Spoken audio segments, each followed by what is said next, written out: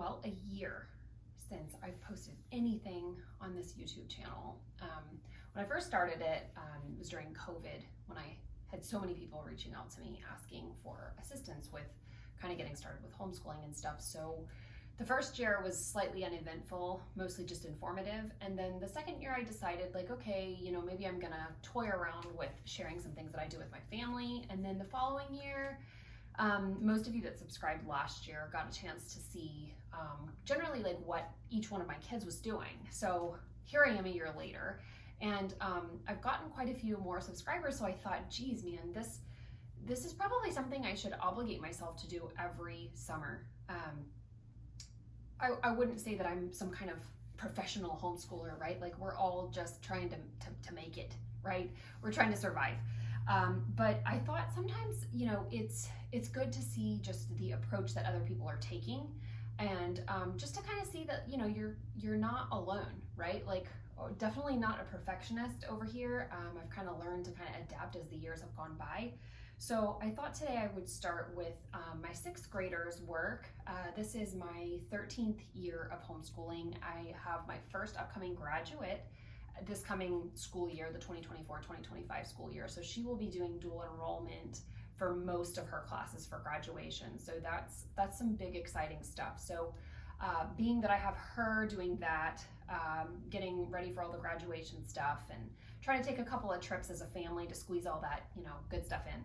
I also have an upcoming ninth grader who is actually going to continue to homeschool but play sports at the local public school. So we're going to kind of have that, like, gotta rush out of the house every day at 2:30 to get to baseball practice for the middle son. So our schedule is gonna be a little bit more jammed packed than it normally would, just because of my teenagers kind of going off on this new adventures and homeschooling and schedules. So my sixth grader really is kind of my last one that I'm 100% homeschooling on my own. Like I said, my oldest will be dual enrolled, and then my middle son is taking quite a bit of online courses, and mostly he's independent at this point. So this is kind of like the last kid that I really get to like be super involved with.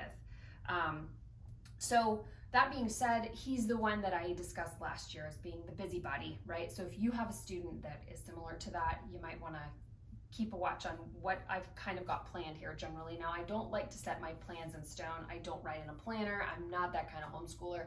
I like to kind of take a smorgasbord of things, have a nice solid core of subjects that I want to work on, and then add in things and stay flexible throughout the year to keep things fresh and keep him interested. So here's kind of generally how I'm thinking that we're going to do it for my sixth grader. He's mostly just worked on reading, writing, and math, and then taken a class at our co-op. So this year I'm trying to add in more subjects, but also not overwhelm myself in the sense that I still have these other two kids that are doing all these, big things this year. So what we're generally going to do is we kind of work on a loop schedule-ish, and I'll show you kind of what that looks like. So I don't know if you can get a sight here on what we are thinking of doing, but every day of the week, Monday, Tuesday, Wednesday, and Thursday, we're going to work on our three core subjects here, which are English, math, and geography/reading, and I will share with you why those are combined. And then every day he will choose one off of the loop work schedule. The loop work is going to be in this basket, and all of those things I will share with you in just a minute. So the loop work will include typing for 15 minutes. He can choose that. He can choose to work on our campfire military unit, or he can choose to work on critical thinking and games. So I'll kind of share with you generally how we're going to do that. But like I said, every day we're going to work on our English, we're going to work on our math, and we're going to work on our reading, which is combined with geography. And then our loop work will hit those other schedules, just so we're having like a nice well-rounded year for the beginning of his middle school years. So first and foremost, he plays baseball still.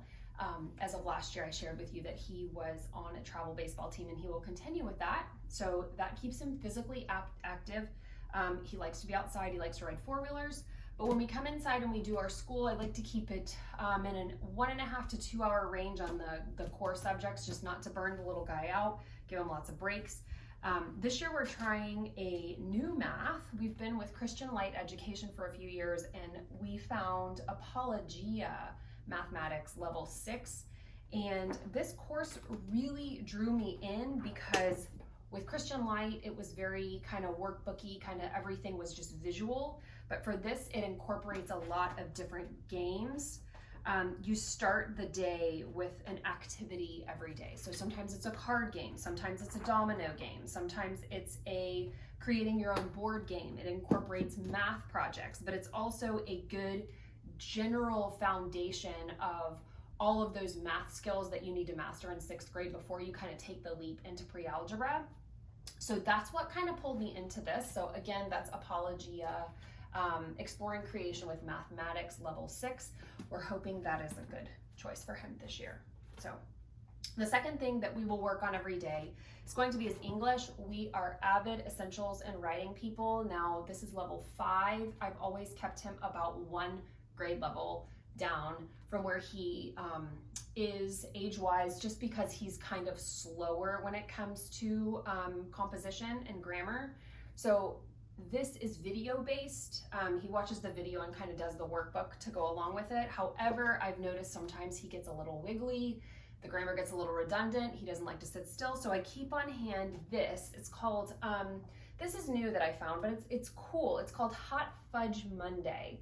It's actually a way to teach grammar and parts of speech, but it's a lot more hands-on as opposed to just workbook-based. It gives kids like practical applications of grammar, doing like a preposition game where you're going above the table, under the table, to the side of the table, going on a noun hunt where you're finding things in your backyard that are nouns, and then coming up with different descriptive words, putting cards on different things around the house. So this is just on the days where I'm noticing that he's getting a little bored with this, or he's kind of dragging that morning and, oh, I have to do English. So I might, start the day with saying, hey, we're gonna skip essentials and writing this morning, and we're gonna try an activity when you're eating your breakfast. So this, I'm just gonna keep on hand for those days where I feel like he just needs a break. The next thing I'm going to discuss is, it's actually U.S. geography from Beautiful Feet books. However, I'm going to consider this part of his reading, comprehension, vocabulary studies, in addition to geography. This book basically guides him through the United States using all different literature sources. So we have a set of books that it came with, the New Americans, geography glossary, an atlas. This one's kind of obviously a little bit younger than 6th grade. We might not do this one, it just came with it. And John Moore, I guess this is like a biography. Daniel Boone, 10 Mile Day. Now some of these obviously are picture books. However, when I say picture books, I don't mean that these are kind of dumbed down picture books. They're beautiful illustrations, good quality writing, and they're fairly thick. So I'm not gonna say these are ideal for every 6th grader. However, for him, because his reading is a little bit, I would say, he's not as enthusiastic about reading as some kids who are reading these big, great chapter books. This is more perfect for him because it kind of breaks up the reading a little bit more, and it gives pictures, which is great for him. Redwoods, it's another book that came with it. Buffalo Bird Girl, this is about Native American Indians. The Last River, looks like it's something about John Wesley and the Colorado River, so this is just about like some explorers in the early history. Bad News for Outlaws, another biography type book, which will be great for him. So that will be his reading and his geography. It also incorporates some map skills. So we have like a big blank map on the wall, and as he's kind of going through these different things that he's reading in these books, he's kind of, marking it on the map. So that kind of keeps it hands-on. And a couple books that I chose for him this year. Now I may read them aloud to him. I may have him read them. I'm not really quite sure yet, but this is a Stepping Stones chapter book. So it's a shorter version of The Adventures of Tom Sawyer. He read Black Beauty in 5th grade, and it was kind of the Stepping Stones version. So he liked it because it was a little bit more simple, but it's also, it's a great storyline for them to be exposed to. So we're going to do that one. I got him this book called Down Cut Shin Creek. This is about the pack horse librarians of early American history, and this is a phenomenal book. It's a picture book. However, it is a great picture book. It's got very historical photos in it. My daughter actually really loved it because it was about horses. And you'll notice that a lot of the books I'm choosing have to do with adventures or animals, because at our co-op I will kind of discuss the things that we're going to be doing there. So I'm trying to tie a lot of his reading into animals and stuff. This is called A Chicken Was There Too. I'm probably going to read this to him out loud. This is American history during colonial times from the viewpoint of a chicken. So I thought that would be a really good read aloud for him. So those are just the ones I have chosen. If you've seen my videos before, you will know that I like to allow my children to pick and choose their own reading as we kind of go on and run into things that they're interested in. So the other two books that I chose for him, this is all about fossils. It's just kind of like a science-y kind of book. We will be learning about fossils and dinosaurs in our co-op, and I will also go into that in just a second. This is another book. It's just a fossil book. It's gonna basically just be mainly for reference for the different things that we're learning in our co-op, but I'm keeping that in our stack of to-read books. Another one that I'm going to add, this may actually go into our basket for the rotational choices, the loop schedule. This is a really cool book if you have a kid who's into technology or dinosaurs. I know they have a few different topics. I'm not sure, and I won't quote those, but this is from Victory XR. It's Living in the Land of Dinosaurs, and basically how this works is he can read the book, you know, just for face value, but there's also this app you download, and you basically take a picture of the dinosaur and it comes up on your phone or your iPad, and you can basically take a step back and the dinosaur's actual size will be shown in the app, so you can kind of compare it to the size of your room using your device. So this is another book that we're going to add to his list, just as like a fun thing to do while he's learning about dinosaurs in co-op. So this is our Monday through Thursday rotation. Like I said, we have math, we have English, and we have our reading we will do every day, and then we will allow him one choice every day for that loop schedule. Fridays are our co-op days. We're using Campfire curriculum. For the first semester, it will be paleontology, which is why I got some of these dinosaur and fossil books. And then the last semester will be zoology. So he will be doing that. So that's kind of where we hit his science, is at his co-op class. And a lot of this stuff in here will kind of tie into that as well. Now, one thing I got, which you'll see that, you know, for learning, your kids don't have to have a curriculum or a book for everything. Sometimes your kids need other things, use different senses, right? So this is one of the kids who really needs that. I bought him a set of binoculars, like a really nice set of binoculars, and he is going to use those as we study US geography with our Beautiful Feet books. But I got this cool poster. It's really cheap, $3 or $4 I think I got it. And it's the different birds of the states of America. And so what we're gonna do, and we're just gonna keep it on the wall, and we're gonna take our binoculars with us if we go hiking, if we go on a bike ride, and we're gonna see how many of these state birds we can actually find here in Florida, and just kind of, you know, find the birds that might migrate here in the fall or in the winter. So that's another way that you can add learning and science and nature into your homeschool without like a huge commitment, right? A poster and a set of binoculars. It's a great way to continue to learn about animals. So another thing we have, these are just placemats. These, we might just kind of keep them out while we're eating lunch. Another really great way to learn without having a book in front of you. So we have a map of the United States. The back is blank, so we might do a test, you know, your knowledge of labeling the map. We have a world map, and then it's also blank on the back. These were literally like $3 or $4 on Rainbow Resources. So a really good deal, really cheap. Here is a set of the United States flags, and then on the back they are unlabeled to see if you can kind of test yourself to see if you know the flag. So again, another really easy way to add learning into your homeschool without a huge commitment, right? You just leave it out and the kids kind of can look at it. So in that loop schedule, one of the choices was the United States military. This is a unit from Campfire curriculum, which we're also using at our co-op. You probably heard me mention that a minute ago. So this will be one of his choices to learn about the U.S. military. So this is just kind of a unit study on that, and we're just going to kind of go through it, one lesson or so every time that he chooses it on his loop schedule. And we may go to a couple of different events or museums or something to tie that into our studies. Now this is something I just randomly picked up. It was really cheap. It's just a paint your own army tank type thing.